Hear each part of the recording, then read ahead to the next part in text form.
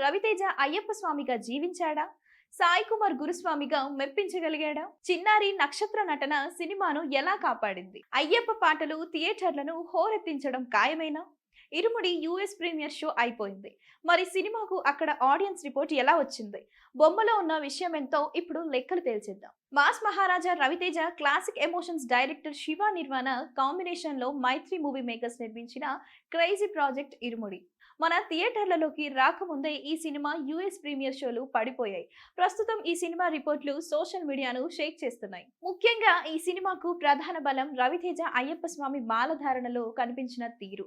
ఇప్పటి వరకు మనం చూసిన రవితేజ ఎనర్జీకి పూర్తిగా భిన్నంగా ఒక క్రమశిక్షణ కలిగిన అయ్యప్ప భక్తుడిగా తన నటనతో స్వామి వేషంలో పరకాయ ప్రవేశం చేశాడనే చెప్పాలి. ఒకవైపు తన mark dialogue delivery, timing miss కాకుండానే, మరోవైపు అయ్యప్ప మాల ధరించిన భక్తుడి నియమాలు, నమ్రతను ఎంతో పద్ధతిగా అద్భుతంగా తెరపై ఆవిష్కరించాడు. ఇక ఈ కథకు వెన్నెముకగా నిలిచారు డైలాగ్ కింగ్ సాయి కుమార్. గురుస్వామి పాత్రలో ఆయన అనుభవం, గంభీరమైన స్వరం సినిమాకు ఒక డివైన్ వైబ్ ను తీసుకొచ్చాయి.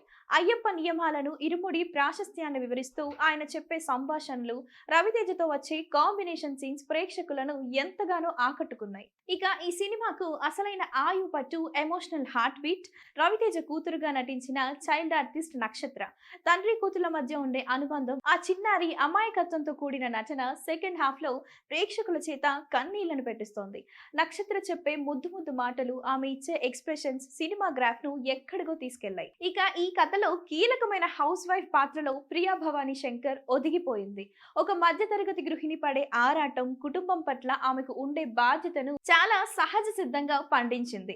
రవితేజతో ఆమె కాంబినేషన్ సీన్స్ ఎంతో హృదయంగా కుదిరాయి. బహుశా ఈ తరహా మెచ్యూర్డ్ రోల్ ఇప్పటి వరకు ఆమెకు పడలేదు. నటనకు మంచి స్కోప్ ఉండడంతో భవానీ శంకర్ కూడా మంచి మార్కులే కొట్టేసింది. పైగా వీటన్నిటికీ తోడు సినిమాకు అతిపెద్ద ప్లస్ పాయింట్ సంగీతం.